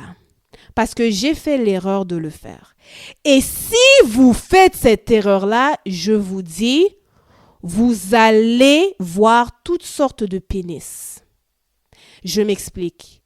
Vous allez chanter « It's raining dicks ». Il va pleuvoir sur vous beaucoup de photos de pénis de toutes les tailles, toutes les couleurs, beige, noir, brun, jaune, bleu, mauve. Vous allez voir énormément de pénis en érection parce que je vous jure, ces hommes-là vont se prendre en photo, ils vont prendre leur petit soldat ou leur gros soldat en photo et ils vont vous envoyer ça dans vos DM Snapchat, dans vos DM WhatsApp, dans vos DM Instagram. Je vous le dis, ne faites pas cette erreur parce que moi, je l'ai fait et il a plu sur moi pas mal de pénis. OK? Et franchement, rendu en 2024, ça devrait être illégal. Parce que j'ai vu beaucoup trop de pénis en érection. Franchement, j'ai piqué des crises de colère à cause de ça. J'en ai vu trop. Je crois même que je dois laver ou rincer mes yeux avec de l'eau bénite. Il faut vraiment que je frotte mes yeux avec de l'eau bénite parce que j'ai vu trop de pénis en érection. Franchement, les gars, arrêtez-moi vos bêtises. Arrêtez ça. Arrêtez ça, au fait. Est-ce que moi, j'ai demandé? Donc, moi, je me suis réveillée un matin et j'ai dit que non, bon, moi, j'ai envie de voir un pénis en érection. Mais vous êtes des malades. Franchement, les mecs qui font ça, je vous comprends pas. Allez en thérapie. Allez en thérapie. Donc, toi, tu t'es réveillé, tu as dit, bon, je vais me masturber, je vais prendre la photo de mon pénis en érection et je vais l'envoyer à Linda. Vous êtes malade. Non, franchement, vous êtes des sorciers, je suis désolée. Vous n'êtes pas sains d'esprit, ça ne se fait pas. Donc, les filles, franchement, j'insiste, vous voyez la haine dans ma voix, mais franchement, ça m'a tellement énervée. J'ai fait cette erreur-là et j'ai vu pas mal de pénis en érection et je veux sincèrement, vous évitez ça. OK? Donc ça, c'est un autre conseil d'amis. Laissez-moi voir ici dans ma liste. Quoi d'autre? Donc j'ai parlé des photos de pénis en érection. Ah oui, ne prenez pas le ghosting personnel. Franchement, j'aurais aimé qu'on me dise ça avant parce que j'ai versé pas mal de larmes chaque fois que je me suis fait ghoster. Parce que je l'ai pris personnel au fait, OK? Ça n'a rien à voir avec vous. Ce n'est pas parce qu'un homme vous ghost que ça veut dire que vous n'avez pas de valeur ou que vous êtes une mauvaise personne, non, OK? Ne le prenez pas personnel. Dites-vous que sur les sites de rencontres, c'est normal. Ça fait partie du jeu. Ça fait partie du territoire. Ne le prenez pas personnel, OK? Ensuite, ça va peut-être choquer, mais un autre conseil d'amis, c'est que la beauté physique n'est pas très utile sur les sites de rencontres et je m'explique. La seule chose que la beauté physique va vous apporter sur les sites de rencontres, c'est une quantité astronomique de likes et de j'aime. OK? Je vous ai parlé un peu plus tôt de mon expérience. 10 000 j'aime en 1 mois et demi, c'est malade. OK? C'est la seule chose que la beauté physique va vous apporter. Mais sinon, votre beauté physique ne veut pas dire que vous allez nécessairement rencontrer des hommes de qualité. C'est pour ça que je dis, comme conseil d'amis, que la beauté physique est utile à très peu de choses. OK? Il faut vraiment que cette personne prenne le temps de vous connaître au-delà de votre physique. C'est ça qui va faire la différence. C'est ça qui va vous donner la qualité. C'est si vous rencontrez une personne qui prend le temps de vous connaître au-delà de votre physique. OK? Un autre conseil. Lors du premier rendez-vous galant, ne partagez pas de manière excessive des informations sur vous-même. OK? Faut pas overshare, comme on dit en anglais. Faut pas trop partager lors du premier rendez-vous. J'ai fait cette erreur-là et je ne dis pas que tous les hommes vont faire ce que je m'apprête à dire, mais certains hommes, pourraient utiliser ces informations pour vous faire du love bombing. Je ne sais pas comment on dit love bombing en français, hein, mais si vous le tapez sur Google, love bombing, c'est comme une expression excessive d'amour, si je peux le traduire comme ça. Ils vont vraiment vous faire du love bombing pour vous avoir au fait. Donc ça, il faut vraiment faire très attention. Laissez le mec vous découvrir progressivement au fur et à mesure que vous avancez dans votre relation, en fait. Le dernier conseil d'amis est, selon moi, le plus important, et c'est pour ça que je l'ai gardé pour la fin. Franchement, un conseil gratuit, conseil d'amis, priez. Mettez le Seigneur au cœur de votre histoire de célibat, au cœur de vos rencontres, parce que de mon expérience, la seule raison pour laquelle je suis restée saine d'esprit, c'est parce que j'avais vraiment Jésus dans ma barque. Je vous le dis, priez, impliquez le Seigneur dans toutes les rencontres que vous allez faire. Et je vous donne la prière que moi, j'ai toujours fait. À chaque fois que je rencontre un mec, que ce soit sur les sites de rencontres ou même dans la vraie vie, je dis toujours ceci au Seigneur. Je dis, Seigneur, je vais rencontrer ce mec. Si cet homme n'est pas pour moi et n'a pas de bonnes intentions, fais-le fuir. Il doit me fuir. Et je vous dis, systématiquement, à chaque fois que je fais cette prière, le mec, il me fuit. OK? Le mec me fuit à chaque fois. Je pense même lui-même, ce garçon-là, il est choqué de comment il me fuit, quoi. Mais c'est parce que je fais cette prière. Et malgré que je fais la prière, à chaque fois que le mec me fuit, je me mets à pleurer. Franchement, je vais pleurer. Et le Seigneur va venir, il va me dire, mais Linda, pourquoi tu pleures? C'est toi-même qui m'as demandé, Seigneur, si cet homme n'est pas pour moi, qu'il me fuit. Alors maintenant que j'étais exaucée là, pourquoi tu pleures, maman? Pourquoi tu pleures? Mais je pleure parce que personne veut se faire... Vous voyez ce que je veux dire? Comme personne aime se faire rejeter, au fait. Et moi, dans le temps, je voyais ça comme un rejet.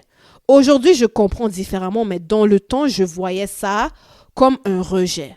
Vous voyez, on m'a souvent ghosté et vraiment, j'ai toujours vu ça comme un rejet. Mais aujourd'hui, je vois que non, c'était la protection de Dieu. Dieu me protégeait parce que ces hommes n'avaient pas de réelles intentions avec moi. Et une petite parenthèse, tout ce que j'ai vécu dans les 4 dernières années par rapport au site de rencontre, j'avais rêvé par rapport à ça il y a très longtemps.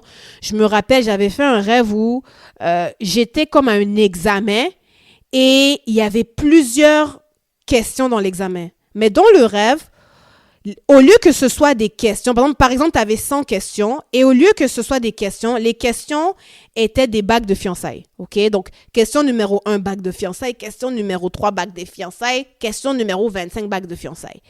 Et chaque fois que j'essayais de prendre une bague de fiançailles pour le mettre dans mon doigt, ça ne fitait pas. OK? Et certaines bagues de fiançailles, au lieu d'avoir un diamant au-dessus de la bague, ils avaient des têtes de diable. Dans le rêve, hein, au lieu d'un diamant, c'était une tête de diable. OK? Et j'ai littéralement, dans ce rêve-là, j'ai essayé de mettre toutes les bagues. OK? Il y en avait une centaine. Et au bout d'une centaine, il n'y avait aucune bague qui fitait. Et ça m'a rendu très triste et je me suis réveillée. Et quand je me suis réveillée, j'ai demandé au Seigneur, mais Seigneur, qu'est-ce que ça veut dire? Pourquoi ce rêve? Et il m'a dit, ça c'était il y a peut-être plus de 12 ans, hein, je crois. Et il m'a dit, Linda, tu vas rencontrer énormément de mecs et ça ne sera pas facile parce que tu ne vas jamais rencontrer un mec qui fit avec toi.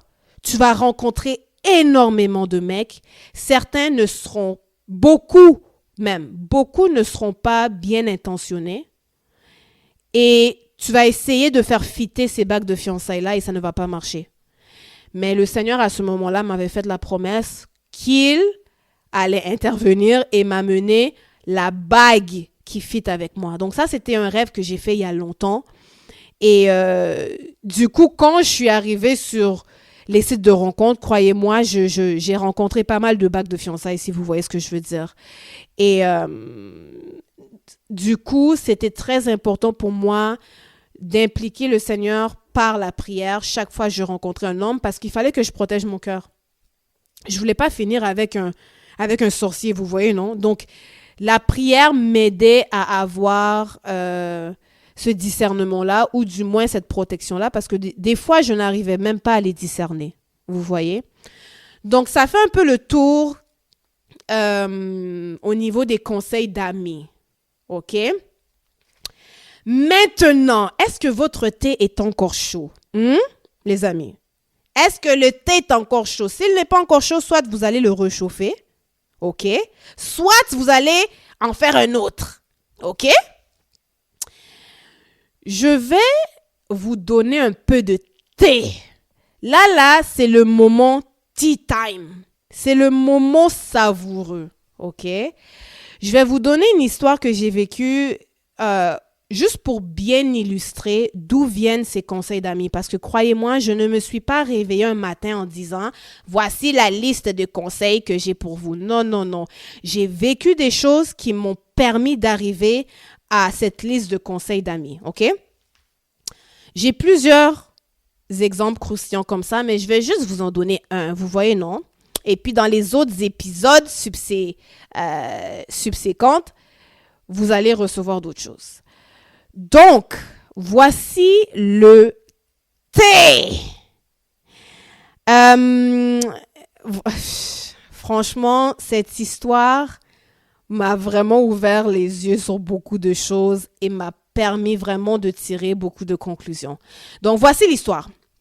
Je vais donner cette histoire avec le plus de respect possible parce que je n'ai aucune haine, aucune animosité envers ces hommes-là. J'ai énormément de respect et d'admiration pour ces mecs-là, mais en même temps, ils font partie de mon histoire, donc je dois donner mon histoire, vous voyez, mais je vais le faire avec le plus de respect possibles et de sensibilité. Et je vais éviter de mentionner certains détails simplement pour protéger leur identité. Donc, on va lui donner un nom. On va dire qu'il s'appelle Billy, ok? J'ai rencontré Billy sur Bumble. On a matché et on a commencé à parler de nourriture, je crois parce que j'avais mis sur mon profil Bumble que j'aimais beaucoup la pizza. Et du coup, Billy aimait beaucoup la pizza et on a connecté autour de la nourriture. On a commencé à parler, moi et Billy, et rapidement, il m'a invité à aller manger au restaurant. J'ai dit oui. Et le jour du restaurant, je m'apprêtais, je me maquillais, je faisais mes cheveux pour aller au premier rendez-vous. Et pendant que je me prépare, j'ai ma tante qui m'appelle par hasard. Et on commence à converser. Elle me dit, « Oh, qu'est-ce que tu fais? » Je lui dis, « Ah, je me prépare pour ce rendez-vous galant. » Et entre parenthèses, moi et ma tante, on a une relation assez spéciale. On est très proches et tous les hommes avec qui je suis allée en rendez-vous galant, je lui ai envoyé des photos. Ça, c'est comme notre petit truc à nous, à toutes les deux. Quand je vais dans un rendez-vous, je lui envoie une photo, elle évalue, elle me donne son opinion. Et voilà, quoi. Donc, c'est vraiment notre petit moment thé et puis gossip, quoi. Et elle me dit, « Ah, tu vas dans un rendez-vous? OK. Comment il s'appelle? Envoie-moi sa photo. » Et je lui envoie la photo de Billy. Et elle dit, « En tout cas, Linda, le mec, il est canon. » Et franchement, le mec sur les photos, c'est un bel homme. Et quand j'y pense, entre parenthèses, l'autre fois, je regardais mes conversations WhatsApp avec ma tante et franchement, hein, le nombre de photos qu'elle a des mecs avec qui je suis allée en rendez-vous, c'est pas normal. Elle a tellement de photos, j'ai dit, my goodness. C'est là que j'ai dit, j'ai rencontré des hommes dans ma vie. Bref, je vais au restaurant. Je me présente vers 19h30 et je suis arrivée avant lui. Du coup, je l'attends, je suis en train de jouer sur mon téléphone et Billy entre dans le restaurant. Moi, je ne l'ai pas vu. Il s'approche de moi et il dit Linda. Il dit Linda. Je lève les yeux. Quand j'ai vu Billy, mon cœur a fait doucou, doucou. Ah! Billy était baudet.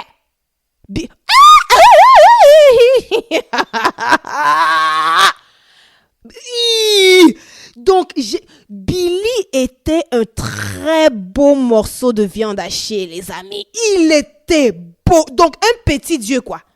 Vous voyez, non, les filles, 6 pieds 1. Au fait, le mec, c'était comme un mannequin. Franchement, il aurait pu faire du mannequinat. L'enfant des gens aurait pu être mannequin. Il était juteux, quoi. Comme je les aime. Ceux qui me connaissent, vous savez comment je les aime des...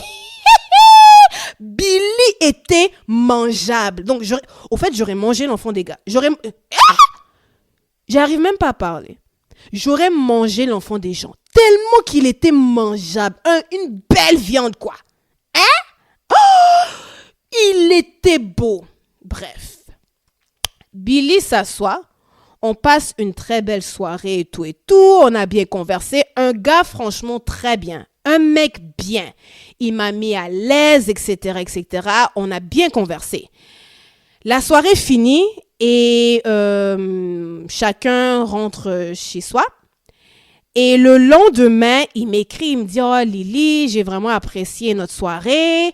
J'aimerais te revoir. » Et je lui dis « Parfait, on pourrait se voir ce samedi. Est-ce que tu as des plans en tête? » Et il me dit « tu pourrais passer chez moi. » Franchement, moi, j'ai une règle très simple, c'est que les premiers rendez-vous, je ne vais pas chez le mec, au fait. Ça, c'est juste par question de principe. Peut-être le 5e, le 6e rendez-vous. Mais les 2-3 premiers, là, j'évite un peu d'aller chez les mecs. Mais en même temps, je comprends d'où il venait parce que dites-vous que moi, j'ai rencontré ce mec-là au printemps de l'année 2021 et juste avant, on sortait du plus gros confinement de l'histoire de la pandémie, au fait. Le confinement de l'hiver 2020-2021 a vraiment été un confinement solide. Et du coup, quand tu rencontrais quelqu'un pendant cette période-là de confinement, les seules activités que tu pouvais faire, c'était soit te promener en forêt, te promener dans la rue pour parler ou aller souper chez la personne, vous voyez. Donc, il y avait beaucoup de rendez-vous qui se faisaient dans la maison des gens. Donc, j'ai pas été étonnée lorsqu'il m'a demandé de venir chez lui pour le deuxième rendez-vous, mais par principe, je me suis dit, franchement, je pense que je lui ai menti. Franchement, je l'ai menti. J'ai dit, à suivre, on verra samedi. Samedi arrive et il me texte et me dit, Linda, est-ce que tu es disponible pour venir chez moi? Et je crois que je lui ai dit, finalement, tu vois, Billy, moi, j'avais envie d'aller au cinéma aujourd'hui. Je voulais aller voir Batman qui venait de sortir. Je lui ai dit, moi, j'avais envie d'aller au cinéma aujourd'hui. Donc, franchement, je ne pourrais pas venir chez toi, mais si tu as envie, tu pourrais venir avec moi au cinéma. Tu pourrais me rejoindre au centre-ville. On ira voir le film ensemble. Et lui, il avait l'heure du film à laquelle moi j'allais aller ne lui convenait pas. Il m'a dit, j'ai beaucoup de courses à faire avant ce moment-là, donc je suis pas certain de pouvoir arriver à temps, mais je te ferai signe. J'ai dit, OK, pas de souci. Juste avant le film, peut-être 1 heure avant le film, je lui ai écrit, Billy, est-ce que t'as fini ce que tu avais à faire? Est-ce que tu es disponible de venir avec moi au cinéma? Il me dit, Linda, finalement, je pourrais pas trop et tout, mais tu sais quoi? Quand le film termine, texte-moi et on essaiera de se rencontrer après le film. J'ai dit, OK, pas de souci. Je vais voir le film au centre-ville et tout au long du film, moi et Billy, on s'écrit. Donc, je lui donne un petit peu de thé sur ce qui se passe dans le film, etc. Et le film finit. Quand le film finit, je lui écris, je lui dis, bon, Billy, le film est fini. Est-ce que tu viens me rejoindre au centre-ville? Moi, je m'attendais à ce qu'il quitte chez lui et qu'il vienne me rejoindre là où j'étais. Et puis, il y a tellement de choses à faire au centre-ville que je me suis dit, ça va être une belle opportunité pour continuer à apprendre à se connaître. Billy me texte, il me dit, Linda, viens à tel métro et je vais te rejoindre là-bas.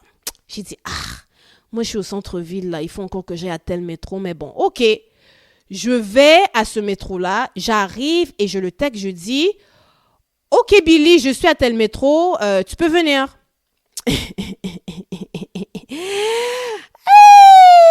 Billy m'a eu, les amis, il m'a finesse. Billy m'écrit, me dit, Linda, tu es à tel métro, OK, j'habite à 2 minutes, tu peux venir chez moi.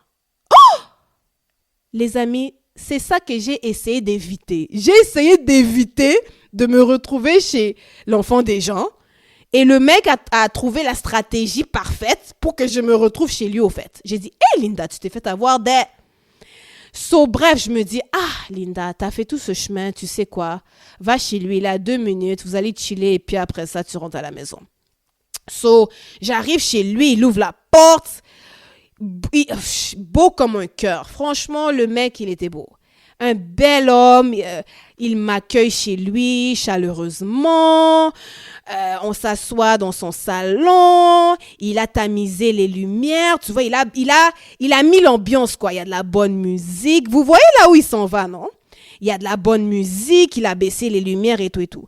On commence à se parler et peut-être après 30 minutes, sa langue se retrouve dans le fin fond de ma gorge.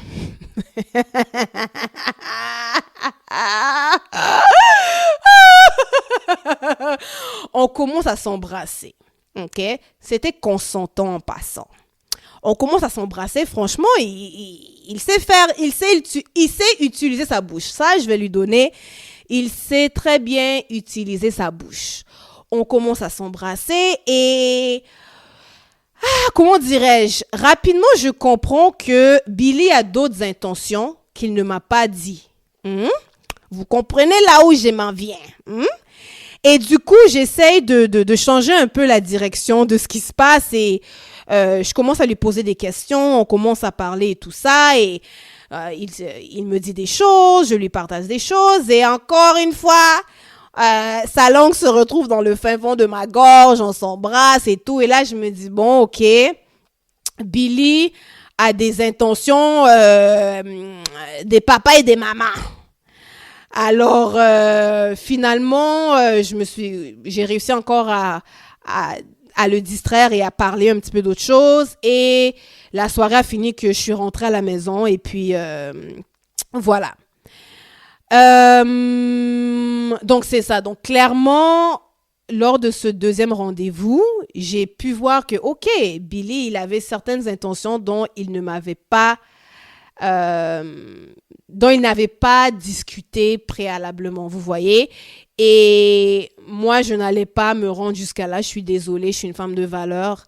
Et il n'y avait aucune chance sur Terre que j'allais coucher avec Billy au deuxième rendez-vous. Mais le mec, il était malade, quoi. Le mec, il était malade. OK?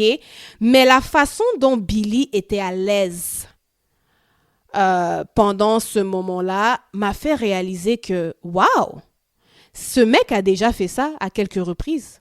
Parce que je vais être franche, c'est un très bel homme. OK? Et je me suis dit, la façon dont il est à l'aise avec moi en ce moment, hein? La façon dont, malgré qu'il m'a dit préalablement qu'il voulait une relation sérieuse, la façon dont il me mate, hein? Je vous évite les détails. Franchement, le mec, il est très à l'aise, au fait. Ça veut dire que il y a d'autres femmes qui ont cédé. Il y a d'autres femmes qui lui ont donné ce qu'il voulait. Eh bien, Billy n'avait jamais rencontré Tata Linda. Parce que si Billy pensait que Tata Linda allait lui donner ce qu'il voulait là, en tout cas, il s'est rendu compte très vite que ça n'allait pas fonctionner, quoi. Et du coup, je suis rentrée à la maison et je crois le lendemain, il m'écrit et il me dit, Linda, je veux encore te voir. Moi, rendu là, je suis déjà fatiguée. J'ai dit, c'est Billy là. Et il me dit, je crois, je lui dis, ok, ben bon, qu'est-ce que tu veux faire? Et il me dit, oh, j'aimerais t'inviter à souper à la maison. Là, j'ai dit, moi, il faut encore que j'aille chez Billy là-bas. Mais je me suis dit, bon, tu sais quoi? Ça sera un repas gratuit. Je veux dire, le mec, il va me faire à manger. Moi, j'ai une faiblesse pour les hommes qui font à manger. Donc, j'ai dit, bon, ça sera un repas gratuit. Et du coup, on s'édule un moment et je me retrouve chez Billy. Il m'a super bien accueilli. Il m'a fait un très bon repas. Et pendant qu'il cuisinait, moi, j'étais assise et puis on discutait un petit peu de lui, de moi. Et j'ai vraiment pu le connaître encore davantage. Et franchement, c'était un mec très bien. Un mec, franchement... Billy cochait énormément de cases. Comment dirais-je? Il y avait beaucoup de choses que ce mec avait que j'aimais. Et on a vraiment passé une belle soirée. On a mangé ensemble et on a discuté. Quand on finit de souper, on s'assoit au salon, on commence à discuter. Et encore une fois, on se met à s'embrasser, etc. Et là, franchement, c'est définitif. Je comprends que Billy n'a qu'une chose en tête. Dans sa tête, Linda, je dois la voir, quoi. OK? Je dois faire papa et maman avec elle. Vous voyez, non? Et je réussis encore à dévier la conversation. Franchement, c'était pas nécessairement facile de dévier parce que... vous voyez, non? Mon soupir en dit long. C'était pas facile de dévier. Mais franchement, ce jour-là, j'ai dit, en tout cas, Linda, tu crains Dieu, quoi. Tu crains Dieu, parce qu'ici, là, c'était chaud, mais tu crains Dieu. J'ai dit, en tout cas, je crains Dieu pour de vrai. Et je réussis à esquiver la session de bisous. Et je commence à lui poser davantage de questions. Je lui demande sur ses ex et tout. Et il me raconte une histoire d'une ex à lui. Son ex, dans le temps, lorsqu'il l'a rencontré, ils sont devenus amis, mais l'ex en question était mariée. Elle était mariée et lui, il était célibataire et ils se sont rencontrés, ils sont devenus de bons amis et ils ont commencé une relation extra-conjugale ensemble. Et cette relation-là a duré pendant une année, si ma mémoire est bonne. Et au final, la fille l'a laissé pour, j'imagine, retourner avec son... Pas retourner parce qu'elle est encore mariée, mais je veux dire, elle l'a laissé pour, tu vois, rester dans son mariage et tout. Et Billy m'explique que cette situation a été l'épreuve la plus dure de sa vie parce que dans sa tête, il allait épouser cette fille. Gardez en tête que la fille était mariée, là. Et il me raconte ça. Il me raconte que cette femme, c'était la femme de ma vie. Pour moi, j'allais l'épouser. Et quand elle a mis fin à notre relation, ça a vraiment été la catastrophe pour moi et tout. Et quand je l'écoute parler, je me rends compte que, au fait, Billy est encore amoureux de cette meuf. Parce que vous savez, moi, je suis une femme. Et nous, les femmes, on a cette capacité-là de ressentir les choses. Et j'avais vraiment ce feeling-là que la façon dont il parle de cette fille, il est encore amoureux d'elle. Et quand il a fini de me raconter cette histoire, je lui ai dit, tu sais quoi, Billy, peut-être qu'elle était amoureuse de son mari et qu'elle voulait que son mariage réussisse. Quand je vous dis, son expression faciale à Billy a changé. Il m'a regardé fâché et il m'a dit, Linda, ne parle pas d'elle, tu ne la connais pas. Pourquoi tu parles d'elle, tu ne la connais pas? Et je voyais dans son visage qu'il était fâché. Et c'est là que j'ai dit, ah ok, non mais ce mec est encore amoureux de cette fille. Et c'est là que j'ai décidé, ok, tu sais quoi, je vais mettre un terme à cette relation qui se développe. Pour faire une longue histoire courte, je suis partie et Billy et moi, on ne s'est plus jamais reparlé depuis ce moment-là. Et je vous donne ce moment de thé pour vous illustrer que dans le cas de Billy, il n'avait pas été honnête en lien avec ses intentions. Il m'avait dit qu'il cherchait une relation sérieuse alors que tout ce qu'il voulait, c'était de coucher avec moi. Il n'avait pas non plus été honnête avec lui-même parce que tu es encore amoureux d'une meuf, que fais-tu sur les sites de rencontres? Ton cœur n'est pas disponible. Ton cœur est encore pris par quelqu'un d'autre. Alors, pourquoi es-tu sur les sites de rencontres? Qu'est-ce que tu cherches en réalité? Et il n'a juste pas été vrai, il n'a pas été lui-même. Il n'a pas été sincère envers lui-même, ni envers moi. Parce que tu sais que tu aimes encore une autre femme, mais tu essayes de te mettre soi-disant en relation. Donc, vous voyez un peu. Donc, ça, c'est vraiment un exemple pour illustrer que c'est là que je me suis rendu compte que tu as des hommes sur ces sites de rencontres-là qui ne sont pas honnêtes par rapport à leurs intentions et qui ne sont pas forcément eux-mêmes. Vous voyez? Donc, ça, c'était le petit moment T. OK? Vraiment, la conclusion de cet épisode, c'est de vous dire, premièrement, l'utilisation des sites de rencontres fait partie de mon désert du célibat. Je me suis vraiment fait... je me suis fait brûler par ce désert-là et jusqu'à aujourd'hui, je me fais brûler. Ce n'est vraiment pas facile. Et il y a aussi tous ces hommes que j'ai rencontrés dans la vraie vie, mais ça, on va développer ça dans un autre épisode. Mais franchement, ce que je veux que vous reteniez, c'est de vraiment compter sur Dieu. Si vous voulez rester sain d'esprit dans ces dating streets, vous devez mettre votre confiance dans le Seigneur parce que si vous êtes comme moi et que vous savez que vous marier ne sera pas nécessairement facile, vous devez vraiment vous assurer d'impliquer le Seigneur et de mettre tout ça dans la prière et de compter sur lui au fait. OK? Donc voilà, j'espère que vous avez aimé cet épisode numéro 1 de Spill the Tea with Lily. Franchement, j'ai beaucoup aimé enregistrer ce premier épisode et j'espère que les petits conseils ici et là que je vous ai donnés vous aidera dans l'utilisation des sites de rencontres. Si vous avez d'autres questions, n'hésitez pas. Et voilà, on se reparle la semaine prochaine. Bye! bye!